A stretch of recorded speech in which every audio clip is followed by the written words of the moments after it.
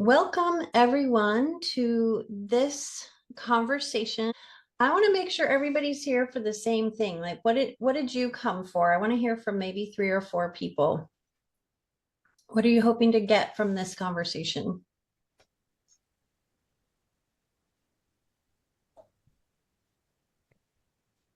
How to become ACC certified through the ICF.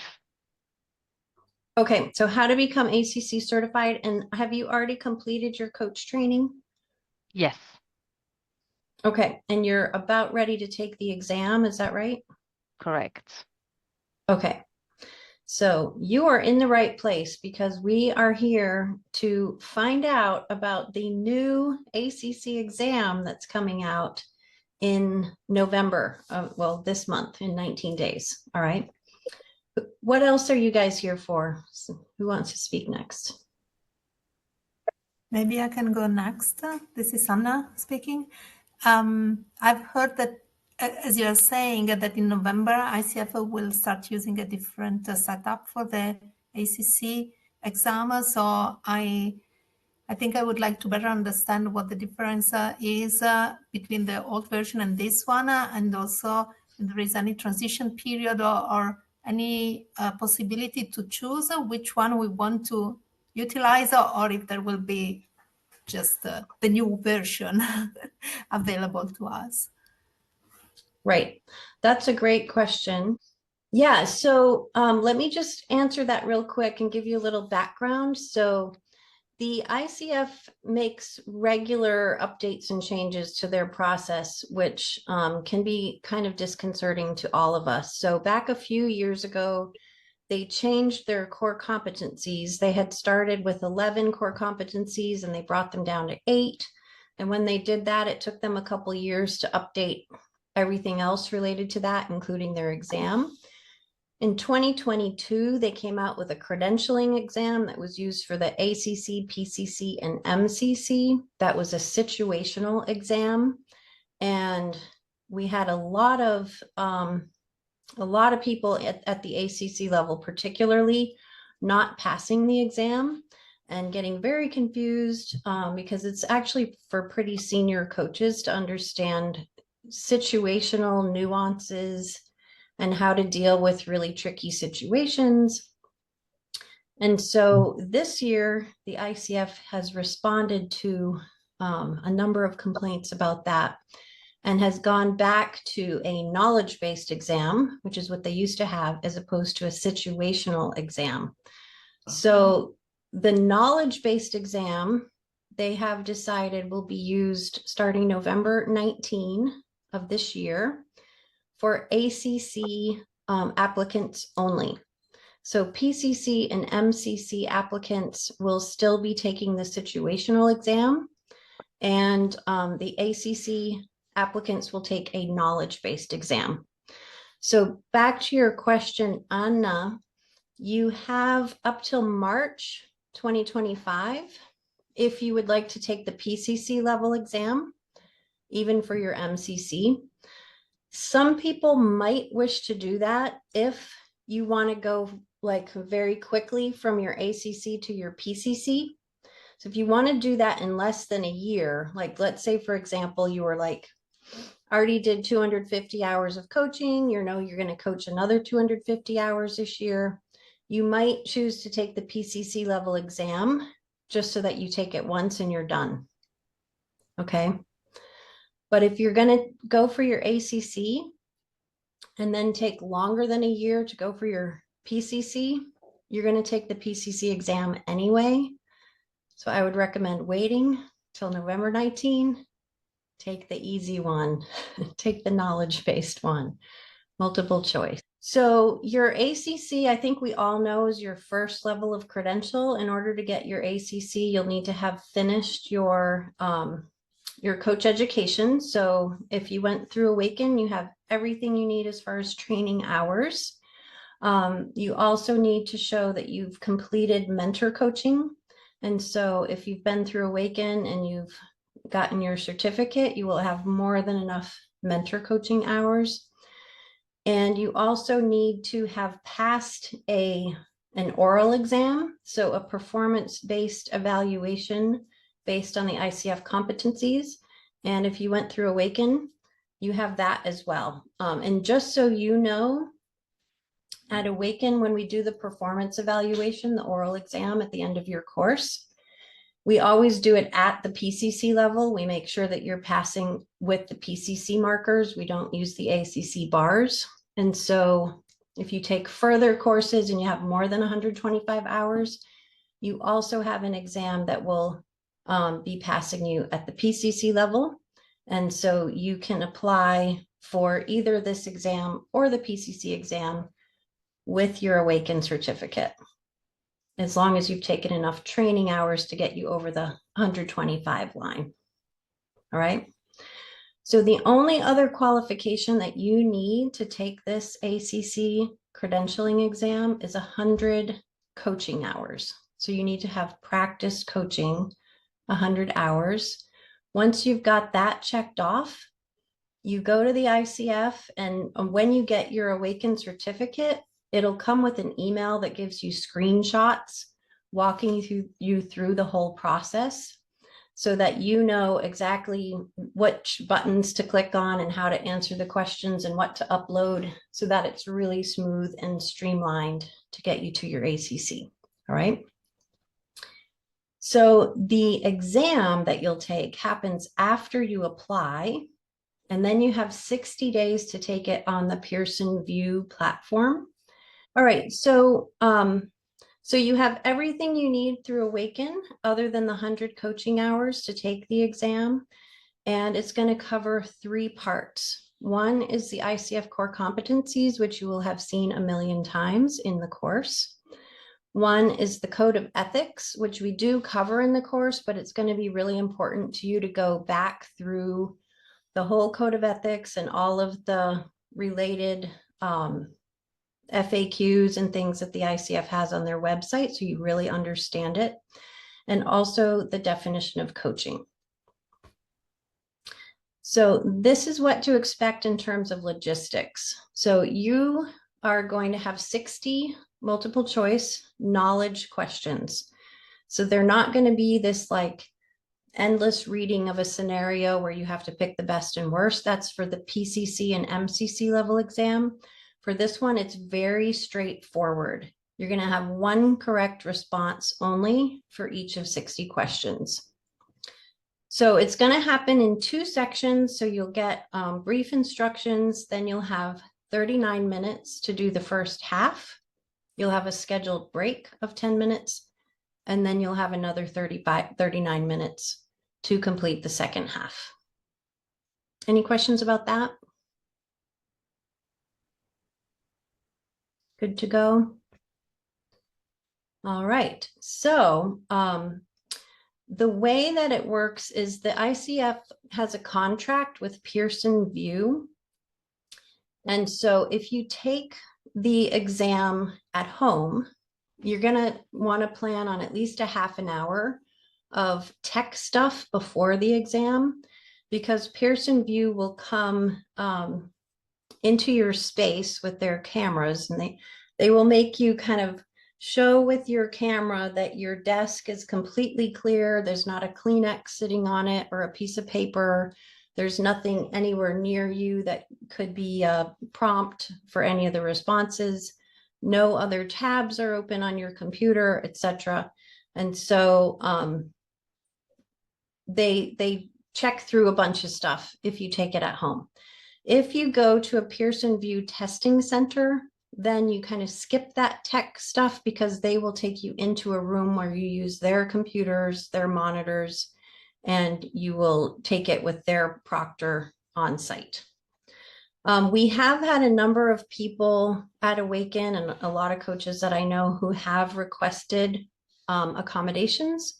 So this could be if English is a second language for you, or if you have any disabilities or diagnoses that might mean that you need accommodations. That could be translations, or it could be extra time. So if you think you might need extra time or translations, please just write to the ICF. So as we mentioned, it covers 3 domains. Each one is about a third of the test. And so the first domain is ethics. So you want to make sure you know them clearly, particularly what is a conflict of interest. Some of you who are not in the business coaching world, it might feel a little bit like taking that written driving test. I know when I took mine in Massachusetts, I didn't drink, I didn't smoke, I didn't chew tobacco or do any of those sinful activities. And yet I still needed to know that it was 0.8% alcohol content or whatever it was the legal alcohol limit. So even if you're not planning to coach in the corporate setting, you're still going to need to know things like what's the difference between a sponsor and a client? How does communication move between the coach, the sponsor, and the client? What kinds of factors in confidentiality are important to know there? So you're going to want to know kind of global laws. They're not going to go into any specific country, but you do need to know about the code of ethics. Any questions on that? Naomi. Yes, in our WhatsApp alumni chat, when your colleague Matthew weighed in about the new exam, he mentioned this this discussion that was going on in preparing for the exam about tools, specific tools and techniques, and then he referred to a book by Jonathan Passmore. And I just wondered if you had any more information on that, whether it's worth looking at that book for coaching tools. I haven't read the book myself. I know my friend Eileen in Kenya wrote one of the chapters. I think they had about 30 different coaches each contribute a chapter. And I think it does go into the nitty-gritty of the assessment process. I'm not sure that it talks about the exam a whole lot, but I haven't read the book myself, so I can't give you a whole lot more information about it. If anyone here has read it, yeah, let me know. He mentioned that we might need to know about coaching tools. And that's what he referred to the chapter on that in the book. Okay, that could be, I mean, at Awaken, we don't teach coaching tools because they can sometimes get you into ethics issues if you use a lot of tool-based methods.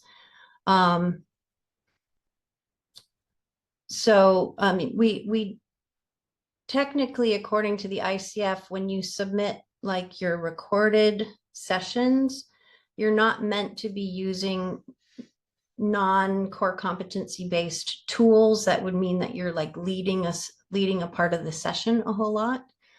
So I don't know if that's what he's referring to or if they have questions about certain tools. I'm not sure. But maybe ask Matthew in the chat what he meant by that. Any other questions on this domain? Catherine? Where are the professional ethics codes? Do you just go on the ICF website to find them? Right at the end of this presentation, which we'll send out, there's links to different pages on the ICF website where you can find all this stuff. I can't see everyone when I'm sharing my screen, so just if you do have a question, you can use the raise hand button as well to make sure that I can see you. So we'll move on. The next section is the definition and boundaries of coaching. And so you want to know what coaching is and what it isn't. And so there will be a certain number of questions asking you. It's really knowledge based, so it doesn't get very philosophical. It just makes sure that you know what's the difference between coaching and therapy, coaching and counseling, mentoring, consulting, and other professions that are helping professions. And it's going to make sure that you know when to refer somebody out to mental health professionals. Any questions about that?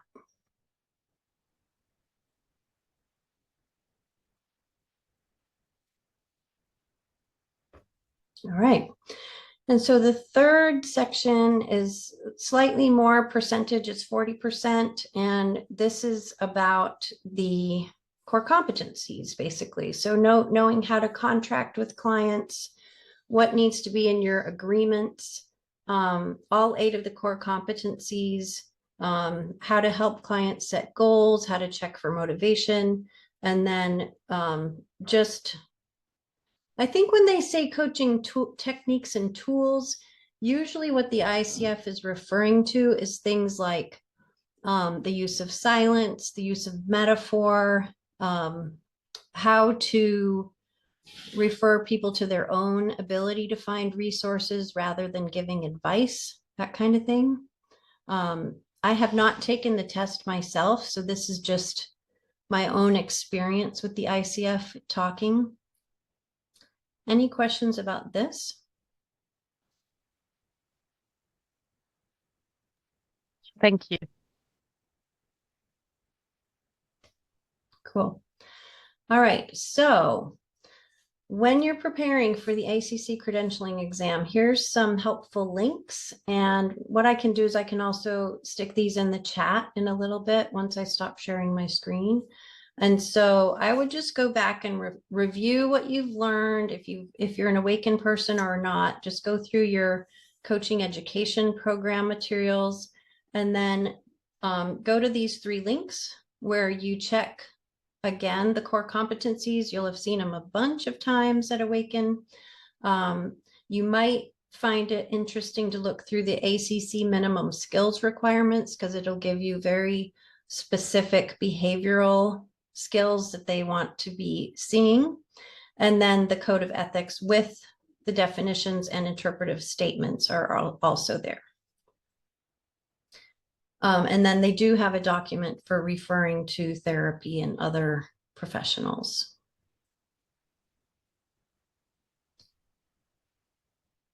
I have a feeling Emma might be sticking them in the chat for me. I'm not sure. Thank you. All right. So a little bit more about Awaken because I am the CEO of Awaken, and so I'm giving myself permission to make an unashamed, unabashed plug for our next virtual course. Tell all your friends that they can come join us on March 4. Let's have a wave from people who've been through the virtual course, and huge thumbs up if you liked it. And then we also have our in-person course in Spain this year, beginning on May 25. And there's some people laughing because that's what we do most of the time when we're in Spain. It's so beautiful. And we build a labyrinth together in this beautiful stone village, just a couple hours south of where Emma lives. All right, who's ready for some practice questions? Yay, we've got some thumbs up. All right, so I really wish I could see you all, but please start jumping up and down and waving your arms and things if you would like to take a crack at answering this question. So which of these is a violation of the ICF Code of Ethics? 1, maintaining confidentiality. B, engaging in a romantic relationship with a client. C, continuing professional development. And D, setting clear agreements. Who would like to guess? Monia, you're not muted, so you get to guess. Well, I would guess it's B, but I do have a question. Is this a real question, or is this just something because, you know, that is, you're starting us a little easily, don't you? That's my point. I'm like, oh my gosh. I think this test was created by Americans. Nothing against Americans. We're wonderful people. However, we do tend to write really stupid, obvious tests like this. And so our friends in Europe often think that we must be pulling their leg. Like, this has to be a trick question. It can't be that obvious. But no, they are not pulling your leg. They are really honestly just giving you a really obvious question. And so if to you the question looks really obvious and the answer is like, do they think I'm stupid? No, they don't. They're just asking a really obvious question. Give it the obvious answer. So would you like to make a stab at it, Monia? I said B is a B? violation of the ICF Code of Ethics, engaging in a romantic relationship with a client. Anyone disagree with Monia and you vehemently believe otherwise? I'm so grateful for that. Monia, you are correct. Let's have a happy dance for Monia. Fantastic. Thank you so much. We trust you to follow this to the letter from here on out. All right. Who wants to make a stab at this one? Douglas, is this something you'd be happy to answer?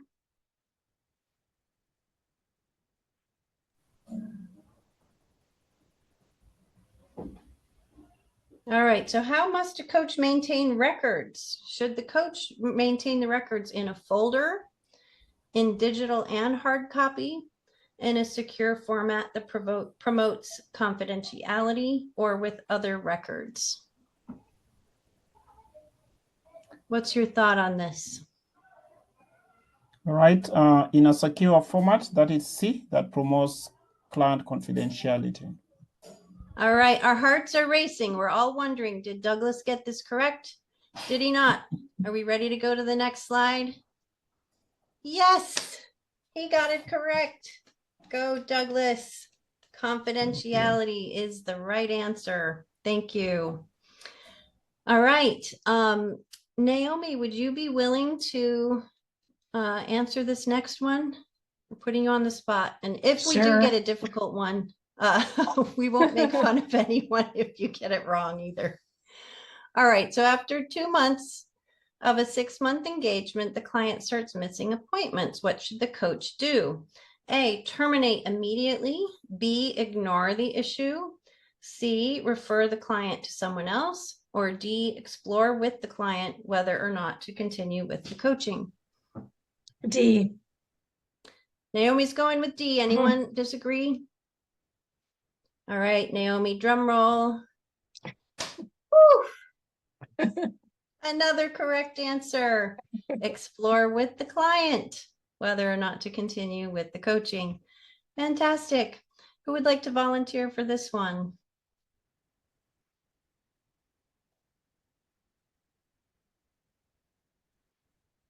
I can't see you. Raise your hand. Catherine, you're going to answer this one. How's that?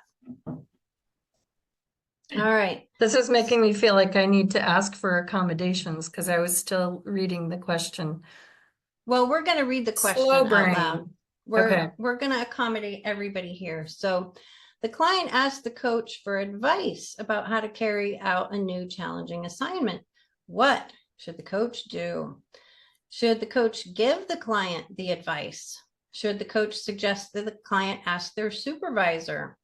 Should the coach send the client an email after the session with strategies?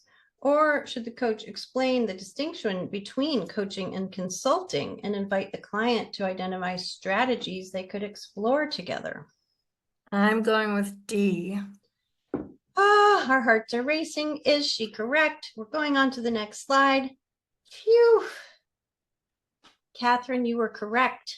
Explain the distinction between coaching and consulting and identify strategies together. All right. Who's signing up for this one? I think we've got about 8 of these, so we've got plenty. And I can't see a whole lot of you, so who else have I not picked on yet? Trina, you're off mute. Oh, Trina. You happy to speak? Cool. All right, I'm willing. Thank you, Trina.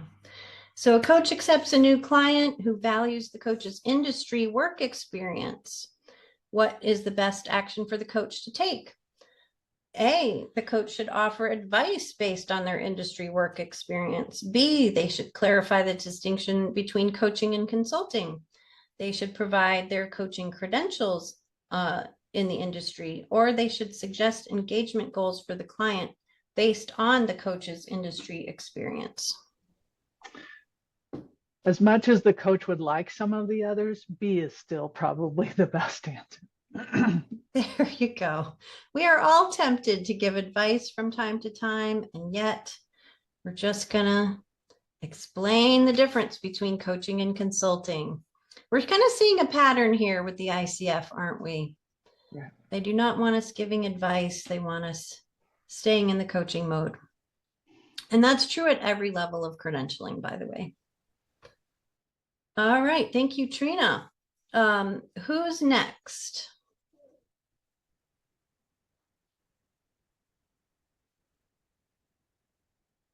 Emma, who can you see who's just recently made a random movement that might signal that they are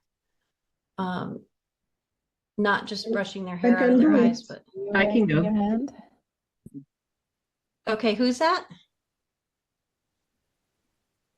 I can go. Heidi. Or Okay. Or Hazel. Heidi and then you can go. Hazel. You've got another one. Okay, Great. thank you. All right, so Heidi, what's the key difference between coaching and facilitation? A, coaching involves giving direct advice, while facilitation focuses on asking questions. B, coaching is for personal development, while facilitation is only for professional settings. C, coaching is a thought-provoking and creative process to support a client to meet their full potential, while facilitation is about guiding group discussions. Or D, coaching requires a license to practice, while facilitation does not. I am going to go with C. Going with C because we have memorized our definition of coaching. And you are correct. Thank you, Heidi. Hazel, this one's for you. Which of the following represents the most important purpose of silence in coaching? Is it to allow a client to process their thoughts, to enable the coach and the client to hear one another, to provide the coach time to think of their next question, or to provide the client time to think of the right response to the coach's question? Okay, for me, it's like allow a client to process their thoughts. Okay, so Hazel is putting the spotlight completely on the client. This is all about the client processing their thoughts, and she is correct.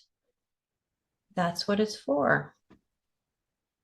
Okay, who do we have for this one?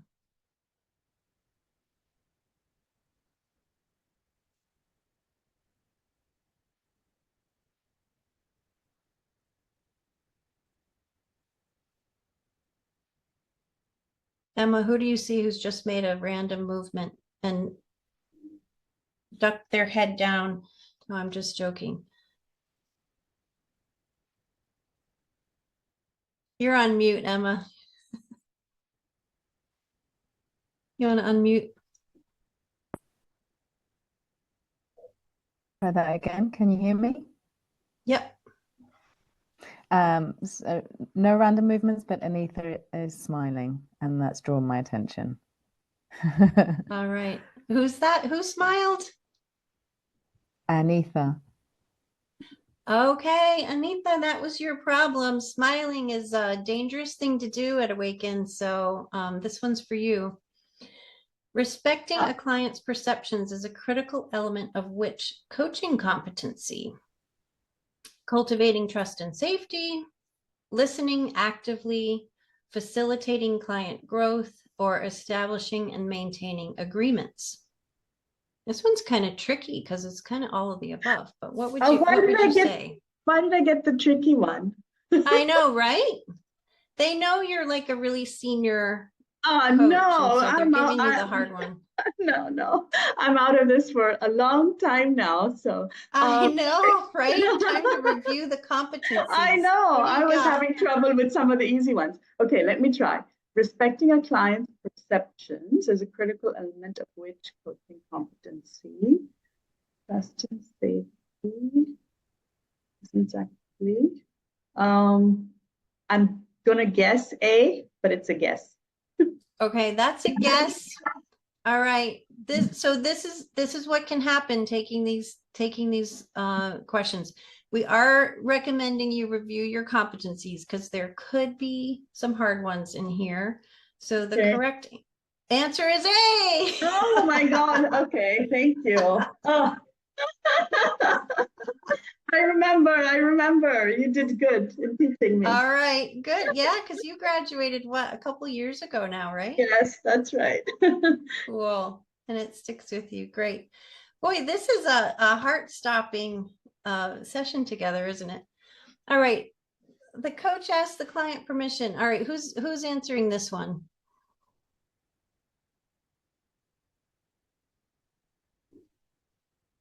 Emma, give us someone, because I can only see people who've already gone. Anna or Bob, do you feel comfortable answering the question? I can try. All right, Anna. I also wanted to say the previous one, I would have said B. That was listen actually or active listening. I don't remember. So that was tricky for me, I have to say. But let's go with this one now. Well, because it actually isn't both. So it'll just be interesting. Sometimes with these ICF things, there's major debates afterwards too. And you never know which ones you got right and wrong either. So that's possible. But you only need to get a certain percentage correct. Exactly. To pass, so that was my question. We didn't say in the beginning, right? You didn't say if there is a threshold that we need to pass. There is a threshold. I can't remember in these slides if I put it after the practice questions or not, but if I didn't, I'll look it up for you. It's something like you have a range of 200 to 600 and you need to have like 460 to pass. I'm not good with numbers, so I'll say it wrong if I didn't write it down, but I'll find it. All right, so Anna, a coach asked the client permission to coach in a new and sensitive area. Why are they asking? Is it to allow the client to think through their potential solutions, to make the client feel anxious, to create a space where the coach is able to accept negative feedback, or to create a safe space where the client has a choice? I would say D. All right, guys, let's find out. Yes, to create a safe space where the client has a choice, because the foundation of all coaching is to create choice for our clients. All right, this one's for Bob, I think. So Bob, using metaphors as a coaching tool is most useful in which of the following situations? A, the coach is teaching a concept. B, the coach wants to nuance a message. C, the client is seeking clarity or meaning. Or D, the client does not see the coach's perspective.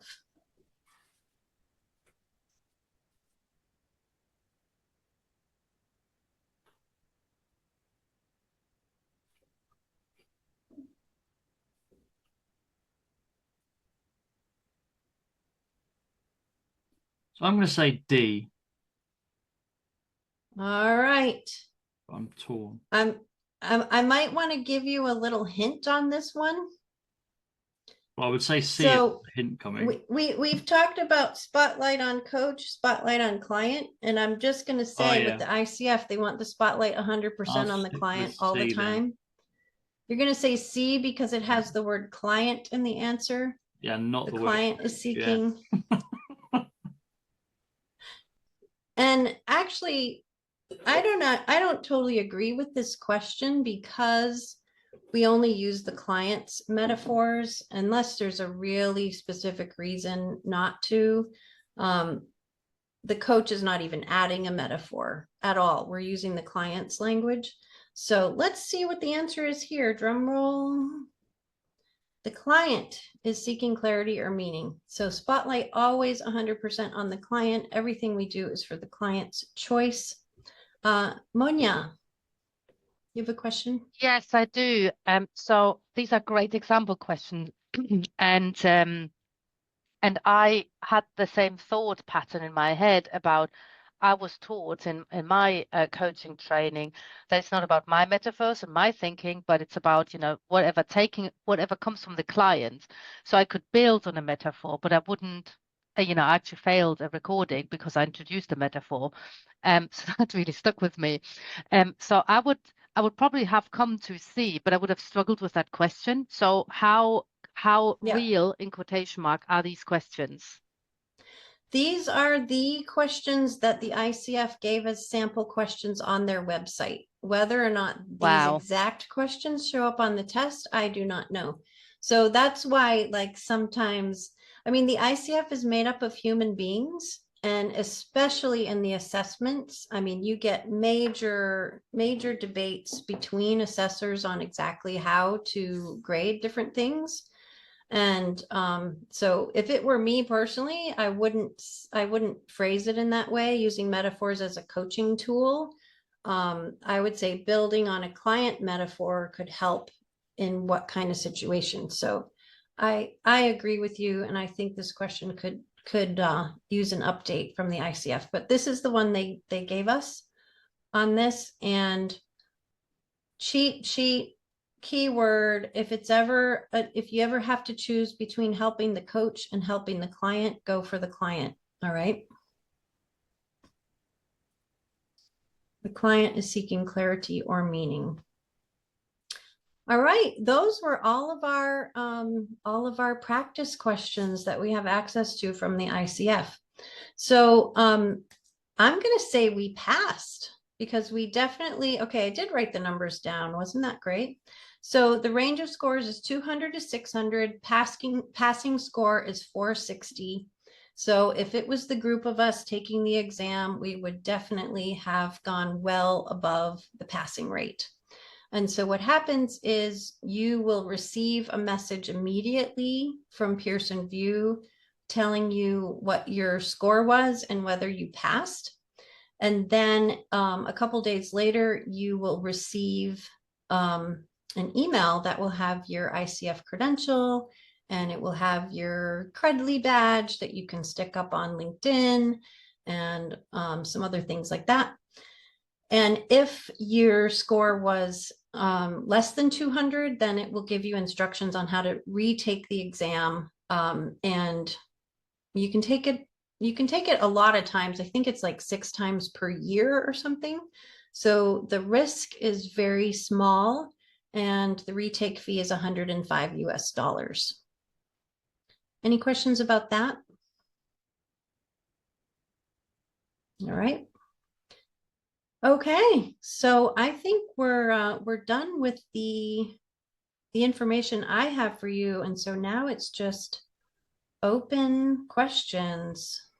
What you need, what you still would like to learn, anything that is still open for you. Heidi. Yeah, I think the place where I'm really not even sure where to find the information is the knowledge of relevant laws, regulations, and organizational policies and procedures around confidentiality. I couldn't find much on the website about that, and I'm not sure because some of that would be local stuff, I would think, or, like just based on where I live. And so I'm curious how specific they get with that. They don't, because it's a global test. So they're not going to ask you anything that would be a local country law or city law or anything like that. So I would just go to the Code of Ethics, and then the ICF has a series of videos around each of the competencies. And then the Code of Ethics, it has kind of a whole section around it with FAQs, situational topics that people have brought in. I think there's a couple videos on there about that as well. Okay. Trina. Hey, Christi, just can you clarify something you said early on about the number of coaching hours between the ACC and the PCC? And then if you wanted to, if there was any question about taking this test versus taking the original test. So the 100 hours versus how many hours for PCC? So 100 coaching hours for ACC. Okay. 500 coaching hours for PCC. Understood. Thank you. Yeah. And so If you did sometime between now and March 2025, take the full credentialing exam that's valid for all 3 coaching certification levels, you have 1 year from taking it the first time where it's still valid if you go to the next credential level. So let me say it back to you in a way that my neurospicy brain understands. So if I took the larger credentialing exam and passed that, I would have a year from then to achieve the 500 coaching hours to receive that certification level. Right, without having to retake the exam. Okay, thank you. If you took the PCC credentialing exam now or in December or whatever, and then it took you more than a year, you would just take the exact same exam again. Okay. So Christi, your advice is from where Trina is saying, it's if we are thinking we'll get the 500 hours between now and a year, you can as well as do the ACC exam. Yeah, so the ACC exam is only 60 minutes long. It's multiple choice, and these are the kinds of knowledge-based questions that you've just seen that you can expect on the exam. So, you know, if you want your ACC now and you don't want to wait to get your PCC, I would say just go ahead and take the 1 hour exam with Pearson VUE, get it done, get your credential. Okay, maybe I'm at 400 plus hours. So the question is, that's why I just wanted some clarity. If I, let's just say I was not sure about where I'm getting the next 100 hours, but I know in a year I'll have gotten them. Would it be advisable I just do the ACC and then I won't have to do any other exam after that? I'll just log in the hours for 500 and I'll be good. Okay. No, that's not how it works. So if you take this ACC exam, it does not count as your PCC level exam. It's a totally different exam. It's much easier. It's knowledge-based. It's not situational based. And so if you take this exam, you will definitely have to take the PCC exam when you get your PCC. Whereas if you took your PCC exam between now and March, and then you upgraded within a year, you would only take 1 exam. Does that make sense? Understood now. And this is just during this, you know, awkward period of time of transition between November and March. After March 2025, it's really clear. ACC, this is the only exam. PCC, the 3 hour long situational exam, is the only exam. It's like having bangs right now. Yes, like think of this exam as kind of this length, right? I don't have that problem, but I can imagine that's what it's like. You can imagine being as awkward as me. That's so nice, Trina. I'm just teasing you. All right, other questions?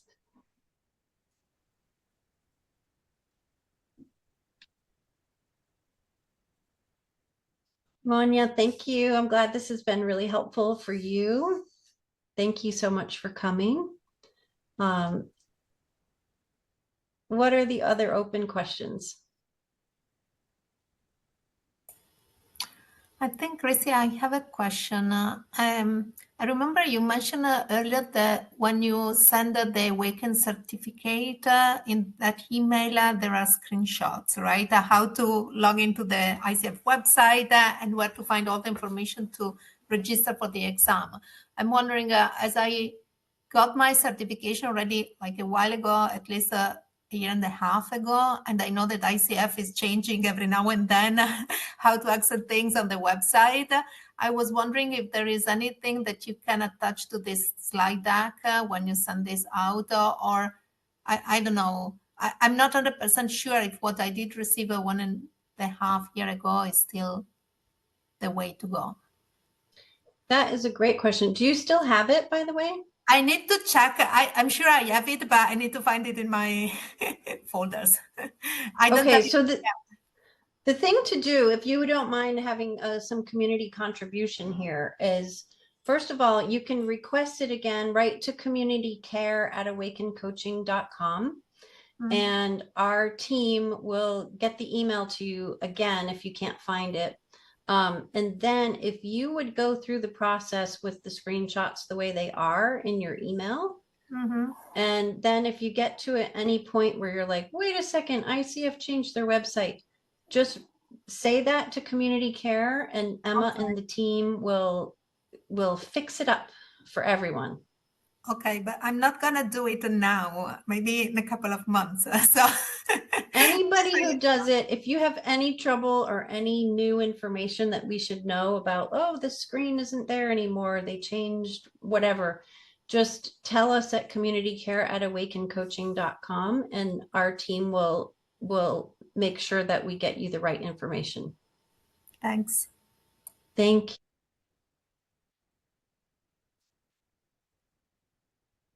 All right, are we good to go?